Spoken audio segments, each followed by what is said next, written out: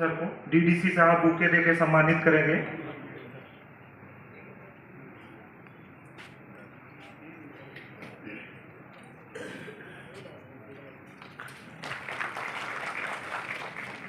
माननीय विधायक धनबाद राय सिन्हा सर को डायरेक्टर डीआरडीए बुके देके सम्मानित करेंगे।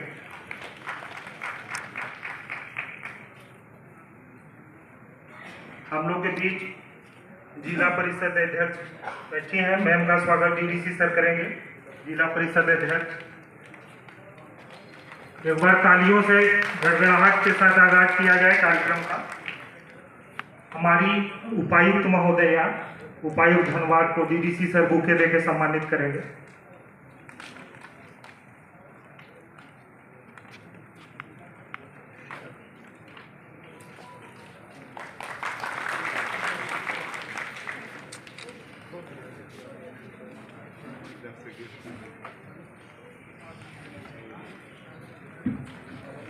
आपके इस कार्यक्रम में सबों का स्वागत है। आज बहुत महत्वपूर्ण बैठक है न्यास परिषद की। मैं आदरणीय उपायुक्त धनबाद को चाहेंगे कि स्वागत करें अतिथियों का। उसके बाद विधिवत हम लोग प्रोसीडिंग पढ़ेंगे और जो जो भी एजेंडा है उस पर बातें आगे बढ़ेंगी। माननीय उपायुक्त महोदया धनबाद, स्वागत लें।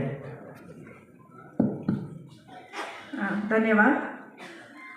आज जिला खनिज फाउंडेशन ट्रस्ट की न्यास परिषद की बैठक में उपस्थित माननीय सांसद गिरिडीह लोकसभा क्षेत्र श्री चंद्र प्रकाश चौधरी जी, माननीय विधायक टुंडी श्री मथुरा महतो जी, माननीय विधायक सदर धनबाद श्री राज सिन्हा जी, उपस्थित माननीय जिला परिषद अध्यक्ष, जिले के हमारे सारे वरीय पदाधिकारी, जिले के अन्य प्रशासनिक पदाधिकारी, उपस्थित सभी मुखियागण एवं डीएमएफटी गवर्निंग काउंसिल के समस्त सदस्य, उपस्थित सभी मीडिया के हमारे बंधु।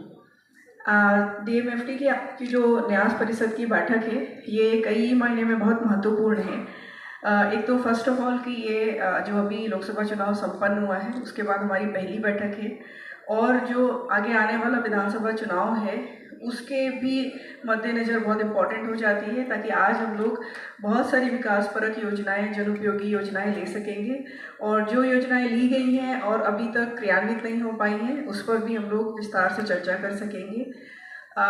इस न्यास परिषद के अध्यक्ष होने के नाते मेरा आप सभी से अनुरोध और निवेदन यही होगा कि अपनी बात जब भी रखें बहुत ही संक्षेप में रखें, क्योंकि समय ऑब्वियसली सभी का बहुत कम है। हम लोग पूरा प्रयास कर रहे हैं कि जो भी सदस्य हैं, चाहे माननीय सांसद जी हों, माननीय विधायक जी हों या हमारे मुखिया लोग हैं, जिनके भी जो अनुरोध आए हैं, चाहे वो आधारभूत संरचना से रिलेटेड हों and both social and infrastructural, both जैसे भी योजनाएं आपकी होंगी वो भी हम लोग यहाँ पर टेकअप करेंगे। हम लोग प्रयास यही कर रहे हैं न्यास परिषद में कि कोई भी ऐसा विभाग या कोई भी ऐसा क्षेत्र नहीं हो जिसकी योजनाओं को हम लोग ना लें। लेकिन इसके साथ साथ आप सभी को दो चीज़ों से अवगत कराना बहुत आवश्यक है कि कोई भी योजना आपकी जो अनुशंसा कर देते हैं उसमें सबसे इम्पॉर्टेंट होता है ग्राम सभा। तो हम लोगों ने पहले भी बहुत बार देखा है, अभी भी जैसे बहुत सारे माननीय सदस्यों की ये अनुरोध आते रहते हैं कि ये स्कीम ली गई मेरी और अभी तक ये क्रियान्वित नहीं करी गई, और जब हम लोग उसको टेकअप करने की शुरुआत करते हैं तो देखते हैं कि वो गवर्निंग काउंसिल में ही केवल पास है, वो ग्राम सभा से पास ही नहीं है। तो हम लोग को फिर संबंधित वीडियो को बोल करके उसको ग्राम सभा से पारित कराना होता है। अगर आप चाहते हैं कि समय की कमी के चलते आपकी योजना अधिक तेजी से हम लोग क्रियान्वित कर सकें तो बहुत अच्छा तब होता है अगर स्वयं आप ग्राम सभा करवा करके ग्राम सभा से वो योजना पास करके तब हमें दें। दूसरी चीज़ जो बहुत इम्पॉर्टेंट है वो हम सबको ध्यान में रखने की है कि जो PM-ट्रिपल-K है, प्रधानमंत्री खनिज क्षेत्र कल्याण योजना, उसके जो रूल्स हैं, जो गाइडलाइंस हैं, वो फिजिकल इंफ्रास्ट्रक्चर यानी आधारभूत संरचना में मात्र पहले 40% था, अब रिवाइज गाइडलाइंस में 30% हो गया, उतना ही खर्च करने की अनुमति देते हैं।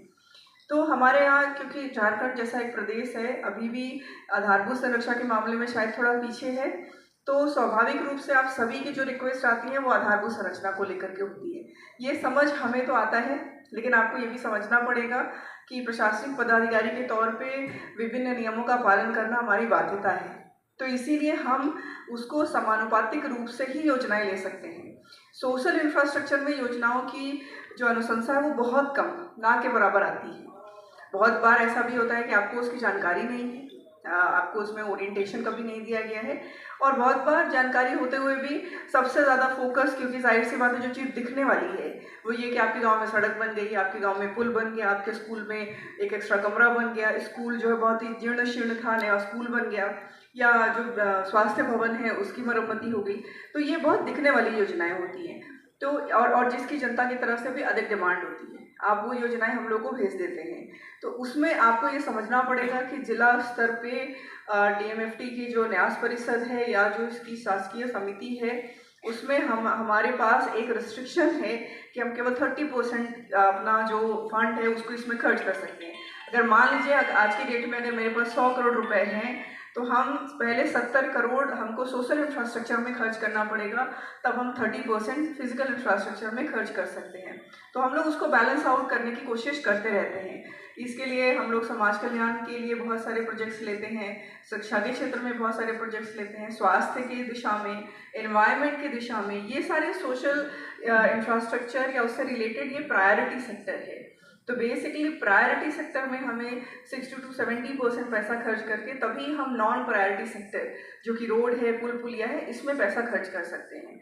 तो अगर आप इन गाइडलाइंस को समझेंगे तो शायद आपके लिए भी आसान होगा कि हम लोग डीएमएफटी के माध्यम से किस तरीके से आपके क्षेत्र में विकास की योजनाओं को गति दे सकते हैं। इसके अलावा एक अन्य पॉइंट है जो मैं आप लोग के संज्ञान में देना चाहती हूँ, वो ये है कि एजेंसियों की कमी। अब जितनी योजनाएं आती हैं उसमें आपको पता है कि एजेंसीज हमारे पास कितनी हैं। जो एजेंसी हमारे पास उपलब्ध हैं, चाहे वो विधायक मत का काम देख रहे हों, चाहे सांसद मत का, या वो अनाबद्ध योजना का, वही एजेंसीज हैं जो डीएमएफटी का भी काम देखती हैं। तो अब एजेंसीज उसमें ओवरबर्डेंड हो जाती हैं, उनके ऊपर बहुत अधिक बोझ पड़ जाता है।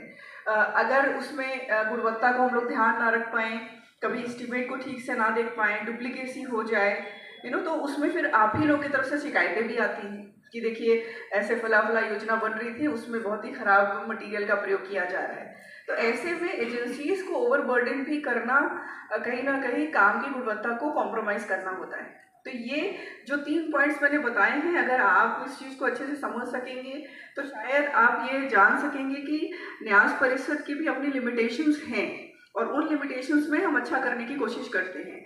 ऐसा नहीं कि हमारी सारी एजेंसीज भी मैन पावर से सैचुरेटेड हैं कि अगर वहाँ पर एक कार्यपालक अभियंता का पद है, 3 सहायक अभियंता का पद है और 6 जूनियर इंजीनियर का पद है, तो ऐसा नहीं कि सब सैचुरेटेड है, सब फुल है। उसमें भी कोई प्रभाव नहीं चलता है, इससे आप लोग भली भांति वाकिफ हैं। तो वैसी परिस्थिति में हम लोग कितना तेजी से ये कार्य आगे बढ़ा सकते हैं, उसको हम लोग पूरा प्रयास करते हैं, और उसमें कई बार थोड़ा डिले होता है। तो आप लोग भी इस डिले को जिला प्रशासन की ओर से या न्यास परिषद की ओर से जानबूझ करके डिले ना समझें। ये केवल काम को जो लेकर के जो लोड है उसको बस हम लोग समझने की कोशिश कर रहे होते हैं। हमको भी पता है कि सारे जो जनप्रतिनिधि हैं, खासतौर से अभी यहाँ पर जो माननीय विधायक जी लोग बैठे हुए हैं, आपके लिए ये वर्ष बहुत महत्वपूर्ण है। तो हम लोग भी जितनी योजनाएं आपकी तरफ से आ रही है अनुशंसा की, उसको हम लोग जो भी पैरामीटर्स हैं अगर फिट हो रही हैं तो ज़्यादा से ज़्यादा योजना लेकर के ना सिर्फ डीएमएफटी बल्कि जो भी फंड्स हमारे पास अवेलेबल है उसमें जो भी आपकी अनुशंसाएं हैं उसको हम लोग ले करके त्वरित कार्रवाई करने का प्रयास कर रहे हैं। उम्मीद है कि आज की न्यास परिषद में जो हमारा डिस्कशन होगा उसमें हम लोग समझ सकेंगे कि हाँ, क्या जन उपयोगी योजनाएं हैं जो हम लोग ले सकते हैं, और धनबाद जिला का जो स्वरूप है वो हम लोग किस तरीके से बदल सकते हैं। एक आखिरी अनुरोध बस यही होगा कि कई बार बहुत छोटी छोटी योजनाओं की अनुशंसा आती है, क्योंकि धनबाद एक ऐसा जिला है, आप सबको पता है, जो खनिज प्रधान है, कोयला का गढ़ है, यहाँ पर डीएमएफटी का हमारे पास काफ़ी फंड है। तो अगर आप कुछ बड़ी योजनाएं दे सकेंगे जिससे कि पूरा स्वरूप परिवर्तन हो सके तो वो भी बहुत ज़्यादा अच्छा रहेगा। एक बार पुनः आप सभी का आज की बैठक में स्वागत करते हुए मैं उम्मीद ये करती हूँ कि आज की जो बैठक है उसके निष्कर्ष के तौर पर हम लोग और अच्छी और बड़ी योजनाएँ ले सकेंगे। धन्यवाद। डीएमएफटी के आज बैठक में, न्यास परिषद की बैठक में अध्यक्ष डीसी महोदया, हमारे माननीय सांसद गिरिडीह आदरणीय चंद्र प्रकाश चौधरी जी, हमारे टुंडी के माननीय विधायक आदरणीय मथुरा महतो जी, जिला परिषद की अध्यक्षा शारदा जी, डीडी साहब, पुलिस अधीक्षक साहब और सभी हमारे पदाधिकारीगण और सभागार में उपस्थित सभी जनप्रतिनिधि और न्यास परिषद के सदस्यगण, अभी डीसी मैडम बोल रही थी, लेकिन डीएमएफटी का जहाँ तक है मेरा अनुभव बड़ा कड़वा है। जितने भी हम लोगों ने अनुशंसा किए हैं, अभी तो इसमें मैं देख रहा था, पता नहीं क्यों मेरा अनुशंसा किया वो मुझे दिखाई नहीं दिया कोई योजना, और पहले से भी पास किया हुआ अनुशंसित जितनी योजनाएं हैं उनमें से एक भी योजना का काम धरातल पर लगता है कि उतरता नहीं है, या अगर होता भी होगा तो हम लोगों को कोई जानकारी नहीं है। अब पता नहीं कैसे और किन लोगों ने कार्यों को धरातल तक उतारा है, या कैसे होता है, या उसका शिलान्यास होता है कि नहीं होता है। और ऐसी जानकारी मुझे है, मैं इस पर अलग से बात करूंगा, कि बहुत सी योजनाओं का यहाँ तक कि काम भी हुए हैं बिना किसी की जानकारी के, योजनाएं ली भी गई हैं बिना ग्राम सभा से पास किए हुए, और कुछ योजनाओं के पेमेंट्स भी हुए हैं बिना ग्राम सभा के पास किए हुए। या जो आवश्यक, खास करके धनबाद एक जल की कमी के लिए जाना जाने वाला जगह क्षेत्र है। अब इसमें पानी के ऊपर पूरा क्षेत्र त्राही त्राही कर रहा है पानी के बगैर। मोटर जल जाता है तो 2-2 महीना लगता है उसको बनवाने में, कहीं पानी नहीं मिलता है। वाटर लॉगिंग अगर है, अब जैसे हमारे यहाँ नावाडी पंचायत है, अब 8 लेन जब तक नहीं बना था तब तक तो पानी कहीं से निकल गया। 8 लेन बन गया, बहुत से अपार्टमेंट बन गए, बहुत से नई कॉलोनियाँ बन गई, लोग के जमीन की कीमत तो समझ में आई तो लोगों ने अपना जमीन को बाउंड्री वॉल करके घेर लिया। अब जरा सी बारिश होती है तो एक तल्ला डूब जाता है, पानी निकलने का कोई साधन नहीं है। चाहे जिला परिषद हो या जिला नगर निगम के अभियंता हो या ग्रामीण विभाग के कई लोगों को जा करके कई बार हमने वहाँ पे उसकी आवाज़ उठाया। योजना भी अभी कुछ रोज पहले 20-25 रोज पहले भी डीडी साहब साथ बैठे थे, तो उसको पानी निकालने के लिए बड़ा ड्रेन बनाने की योजना भी जिला समिति से पास हो गया, लेकिन आज तक वो योजना धरातल पर नहीं आया। तो इस प्रकार की जो आवश्यक योजनाएं हैं महोदया, वो धरातल पे नहीं आ रही हैं। लेकिन अगर कुछ खरीदना हो, कुछ इस प्रकार के उपकरण में राशि खर्चा करना हो, तो बिना किसी को जानकारी के उसमें पूरा धड़ पैसा खर्चा हो रहा है। तो एक तो मैं सब लोगों की तरफ से ये जानना चाहूँगा कि इसमें पारदर्शिता क्यों नहीं हो रही है। कोई योजना आ रहा है, धरातल तक उतर रहा है, तो कम से कम उस क्षेत्र के जनप्रतिनिधियों को जानकारी नहीं है। क्या जनप्रतिनिधियों को उस योजना के शिलान्यास या उद्घाटन का राइट नहीं है? क्या सरकार ने ऐसा कुछ नहीं किया? तो कहीं कोई जानकारी नहीं, या हमारी कितनी योजनाएं पास हो गई, कागज में पिछले बार भी आया कि इतनी योजनाएं धनबाद विधायक के पास है, या जो भी अन्य माननीय सदस्य हैं उनके क्षेत्र के। लेकिन मुझे लगता है कि सब लोग इस मेरी बात से सहमत होंगे कि योजना धरातल तक आ गई है, किसकी जानकारी किसी को नहीं है। कार्य हुआ नहीं हुआ है अभी तक, केवल यह होता है कि कार्य हो जाता है। तो फिर इस प्रकार से नहीं सब कुछ कर लेना है, तो इस न्यास परिषद का मुझे लगता है कि बहुत कोई ज़्यादा ये नहीं, अगर फॉर्मेलिटी कर लेना है कि हाँ ठीक है परिषद का बैठक बुला लिए, फॉर्मेलिटी कर लिए और बाकी एक मोहर लग गया, तो वो अलग विषय है। लेकिन ये ताली बजाने की का बात नहीं है, या चिंता का बात है। हम सब लोगों के लिए चिंता का बात है कि हम लोग इतना निरीह प्राणी की तरह क्यों बैठे रहते हैं, क्यों चुपचाप जो मन में आ रहा है वो कार्य हो रहा है, और हम लोग चुपचाप बैठ करके उसको बस न्यास परिषद के बैठक में आते हैं, कुछ फूल गुलदस्ता मिला, कुछ नाश्ता का पैकेट मिल गया, सब हाँ किया, अपना कागज में देख लिए कि हमारा योजना चढ़ गया, पास हो गया, तो उससे हम खुश हो गए। इतना ही पर मुझे लगता है कि हम लोगों की आवश्यकता रह गई है।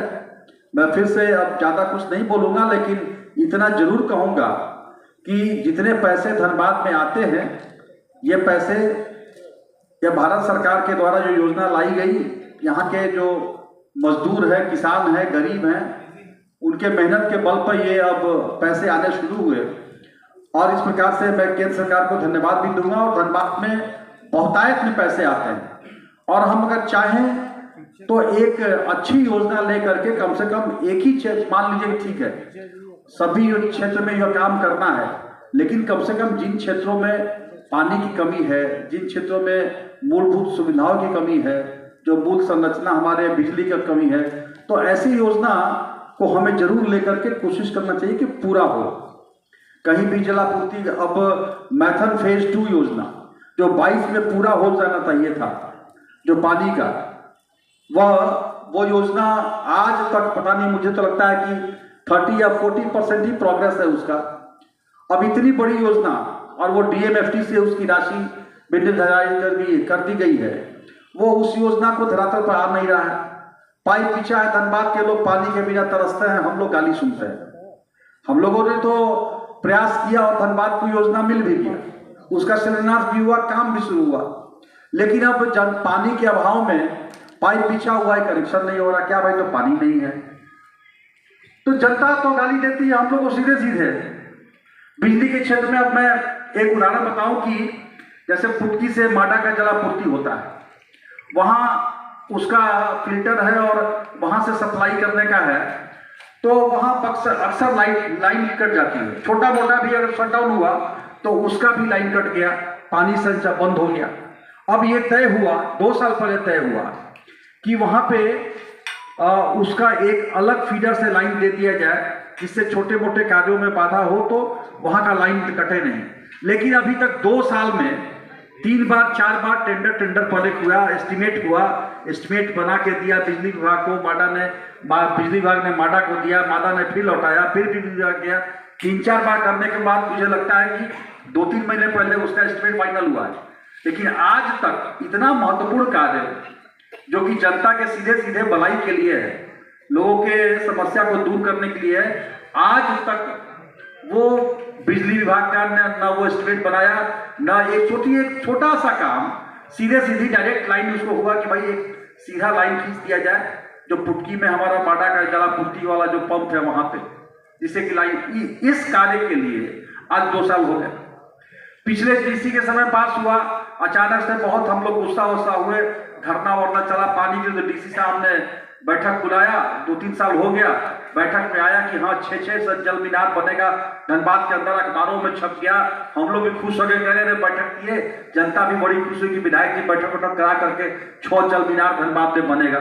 DMFT से वो हो गया कि हाँ भाई उसको बनाना है, हो गया, अखबार में आया, काम खत्म। फिर वही पानी के लिए तमाशा, लोग गाली दे रहा है कि विधायक जी क्या कर रहे हैं, पानी की समस्या है। और PhD को बोलते हैं तो बोलता है कि जब तक वहाँ चढ़ाई पे है, ऊंचाई पे है, वहाँ ये प्रॉब्लम है, वो प्रॉब्लम है, इतना MLD पानी आ रहा है, उतना MLD पानी आ रहा है। तो ये टेक्निकल बातें बता करके हम लोग उसी प्रकार बस बहलाया जाते रहता है। तो ये स्थिति है। इसमें मैं, ठीक है, पदाधिकारी है, आप लोग बैठे हैं, योजना भी बड़ी लंबी मोटी चौड़ी ये मिली है। अब इसमें ये योजनाएं कितनी इसमें सिलेक्शन होती है और कब तक पूरा हो जाएगा, मैं केवल ये जानना चाहता हूं कि एक इस प्रकार के स्पष्ट दिया जाए कि हाँ 1 महीना, 1 साल, 2 साल, 5 साल के अंदर ये प्रायोरिटी पर इतनी योजनाएं ली गई और ये पूरी की जाएंगी। यह इस न्यास परिषद के लोगों को आश्वस्त किया जाए कि योजना जब धरातल पर आती है, आएगी तो इतना टाइम बाउंड फ्रेम उस पर करे उसको कि टाइम फ्रेम के अंदर ये योजनाएं पूरी होंगी, यह करे, तभी इसका कोई फायदा नहीं। तो ऐसे तो काम चलता है, साइन करवाना हम लोग से है, वहाँ करवा ले कीजिए आप लोग, हम लोग कर दिया करेंगे और फिर अननेसेसरी समय बर्बाद करने से कोई फायदा नहीं है। बहुत बहुत धन्यवाद।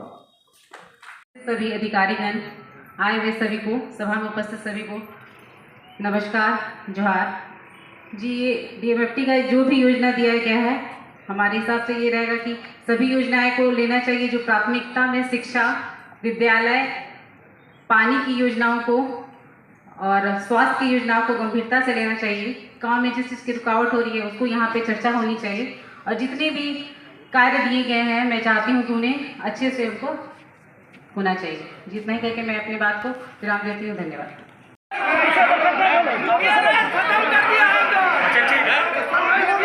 ठीक है, आप लोग बैठिए, आप लोग सब लोग वार्ता करते हैं, बैठिए, आप ही लोगों से बोलने के लिए कहा जाएगा।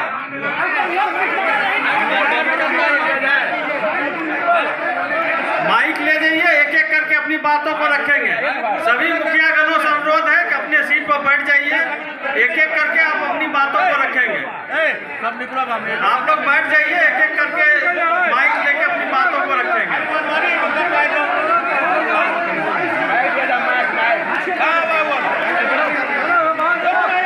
सारे माननीय सदस्य अनुरोध होगा कि आपके पास माइक लेके लोग जा रहे हैं, बारी बारी से अपनी बातों को रखें। हम लोग रो वाइज सारे लोग बैठ जाए। हम लोग रो वाइज सारे लोगों का, सारे जनप्रतिनिधि का विचार लेंगे। वरीय पदाधिकारी के आदेश से अपने सीट में बैठ जाए और आपके बीच माइक जा रहा है, अपनी बातों को शालीनता से रखें। अरे माइक दीजिए माइक मैंने बोला ध्यान दें, सभी माननीय जनप्रतिनिधियों से अनुरोध होगा, कृपया हॉल में शांति बनाएं और अपनी सीट पर बैठ जाएं। सभी माननीय जनप्रतिनिधि से अनुरोध होगा कि आप अपनी सीट पे बैठ जाएं। आपको बारी बारी से विचार लिया जाएगा। हमारे कर्मी माइक लेके आपके बीच पहुंचे हुए हैं। कृपया आप शांति रखें और बैठ जाएं।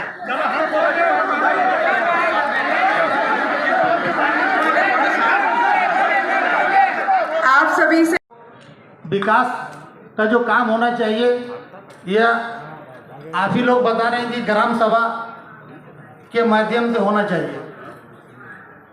और हम लोग सभी मुखिया दुखित हैं। हम लोग मुखिया हैं, लेकिन हम लोग का अनुशंसा लिया जाता है कि भाई आप वो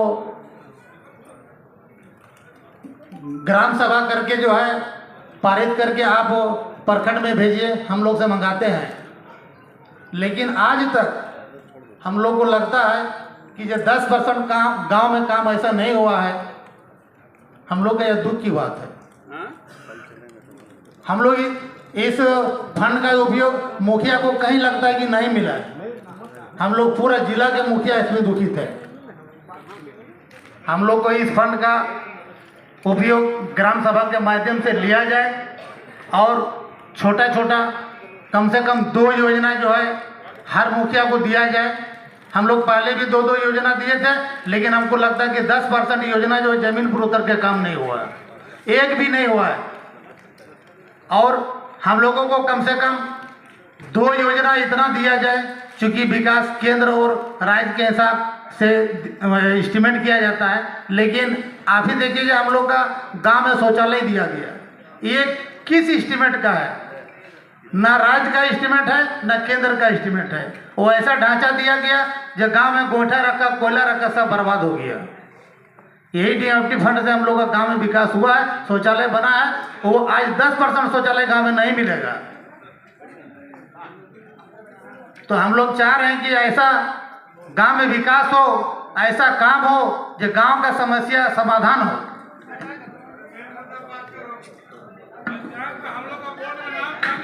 और हम लोगों का अधिकार दिया जाए, क्योंकि मुखिया को एकदम बाईपास करके काम किया जाता है। 5 लाख तक का अनुशंसा जो है डीएमएफटी में मुखिया को दिया जाए। मुखिया का अनुशंसा से ही गांव में विकास का काम किया जाए। देखिए, हम लोग इसके पहले जो है बहुत ही योजना ग्राम सभा में पारित करके दिए हैं, लेकिन हम लोग को सबसे बड़ी दुख की बात है, बहुत ही चिंता की बात है। और हम लोग जो है सोच नहीं पा रहे हैं कि क्या, मान लीजिए अफसर जो है हम लोगों का बात सुनते ही नहीं है। हम लोग का बोलने से या लिखने से कुछ काम होता ही नहीं है। माने इग्नोर नहीं, एकदम पूरा ही माइनस करके काम किया जाता है। तो हम लोग ये आशा और विश्वास रखते हैं कि ऐसा नहीं हो। हम लोग भी जनप्रतिनिधि, हम लोग का मान सम्मान रखा जाए, हम लोग को अधिकार दिया जाए, और गांव का तभी हम लोग विकास कर पाएंगे। और गांव का विकास ही जरूरी है। यदि गांव में विकास नहीं हुआ तो इस राज्य में विकास नहीं होगा, ना इस देश में विकास होगा। इसलिए गांव का विकास होना जरूरी है। गांव का विकास करें, यही हम लोग आशा और उम्मीद के साथ बात को विराम देते हैं। हमारे जिले के, धनबाद जिला के महासचिव जी से मैं आग्रह करूंगा कि वो भी 2 शब्द रखें। माननीय लोकप्रिय सांसद हमारे चंद्रप्रकाश चौधरी जी अध्यक्षता कर रहे डीसी मैडम, हमारे लोकप्रिय विधायक धनबाद के राज सिन्हा जी, हमारे जिला परिषद के चेयरमैन साहिबा, उपस्थित सभी पदाधिकारीगण, आए हुए सभी जनप्रतिनिधिगण, प्रेस मीडिया के भाइयों, इतना विस्तार पूर्वक के भाषण दे दिए ना, काम का एको बात नहीं। ये भाषण देने का समय नहीं है। हमारा ये भाषण का बैठक ही नहीं है, ये बैठक काम का है। और काम का इसलिए कि कोई काम हम लोग, जैसे पहला बार का बैठक में हम लोगों ने एक निर्णय लिया था कि जितने भी विद्यालय हैं उसका चारदीवारी होना चाहिए, जिसमें 150 विद्यालय को अगले बैठक में देखे चयन था। उसमें बहुत सारे चारदीवारी विद्यालय को वहाँ बहुत नहीं हो पाया। जो अगले बैठक में स्वीकृत जितना भी योजना हुआ था उसको सबसे पहले प्रायोरिटी पर किया जाए, और आज के बैठक में जो स्वीकृत होगा उसको भी प्रायोरिटी के अनुरूप दिया जाए। हम देख रहे थे अभी सभी मानने के कम से कम 10, 20 या 50, 60 करके योजना है। तो सारा योजना तो अगर संभव है तो ठीक, नहीं तो हमारा एक सुझाव था कि ग्रामीण क्षेत्र में अगर आंगनबाड़ी केंद्र को हम लोग अगर सुदृढ़ करते हैं और उसका अगर हम लोग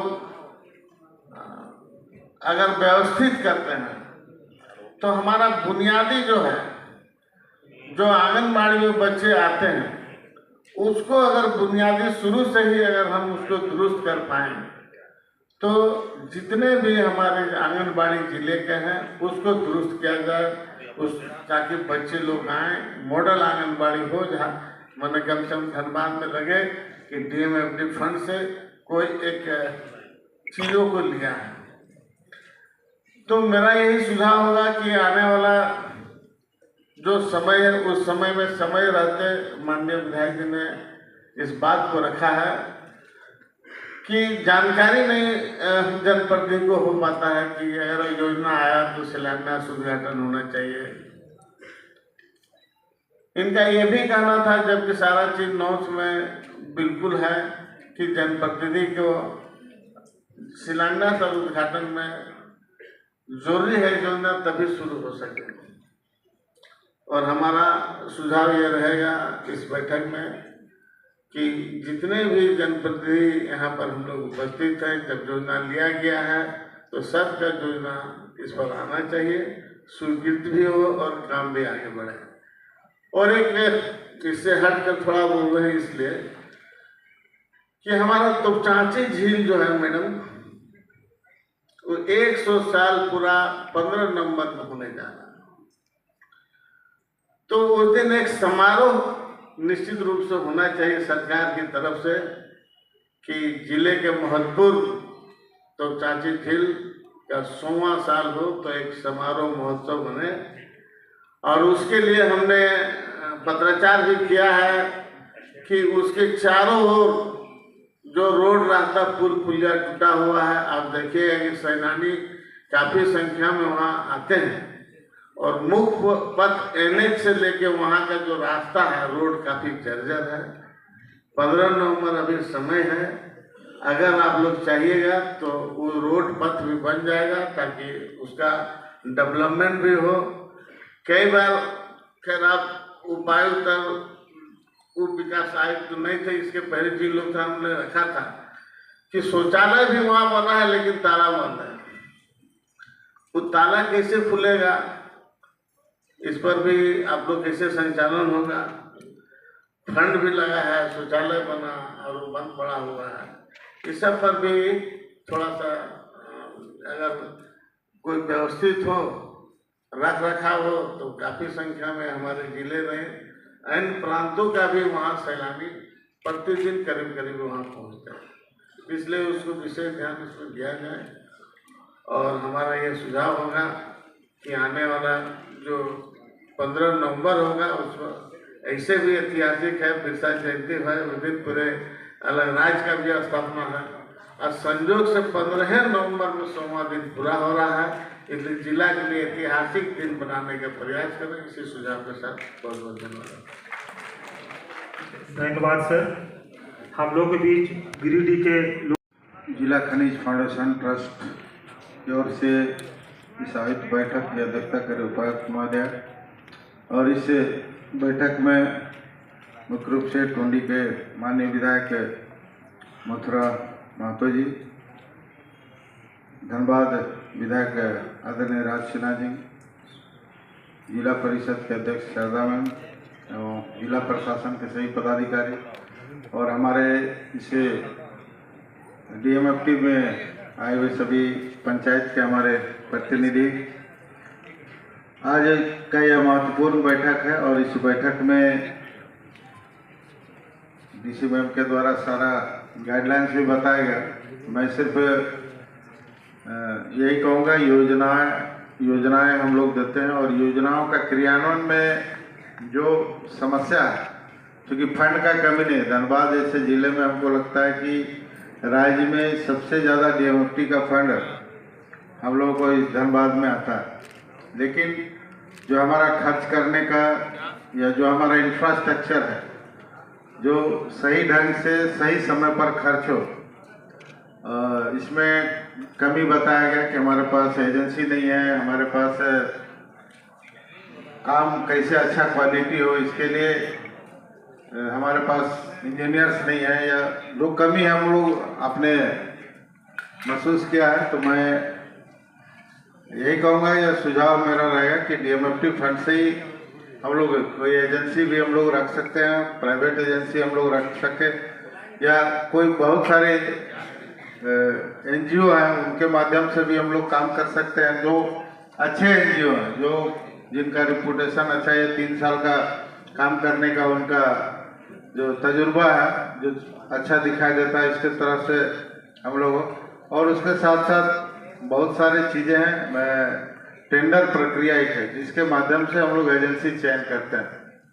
तो बहुत सारे एजेंसी ऐसे हैं जिनको पहले से पूर्व में भी काम लिया गया और काम सही ढंग से नहीं किया, फिर उनको दोबारा काम दिया जाता, तो वो परफॉर्मेंस पहले देखना हम लोगों को चाहिए। जैसे पेयजल के बारे में कहा गया, हम लोग 2000 में हम लोग खुद उस समय शिलान्यास किए थे और आज तक काम पूरा नहीं हुआ। पहले विभाग के यदि कोई पदाधिकारी होंगे तो सबसे महत्वपूर्ण विषय धनबाद के लिए पेयजल का समस्या, जो उतनी बड़ी योजना जो स्पेशल दिया गया, लेकिन आज तक वह अधूरा है और आज भी लोगों को पानी नहीं मिल पाया।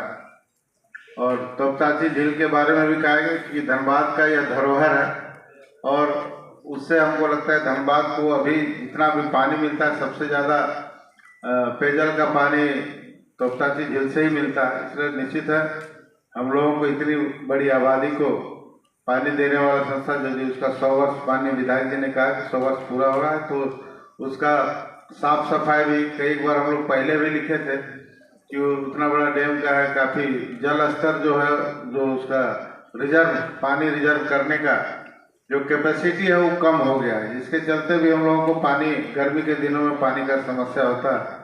इसलिए उसके बारे में भी एक बड़ी योजना बनाकर उसको सुंदरीकरण के, चूँकि वो टूरिस्ट पैलेस भी है और उसके साथ साथ वहाँ हमारा अधिक से अधिक जल स्टॉक हो, इसके लिए हम लोग को सोचना चाहिए।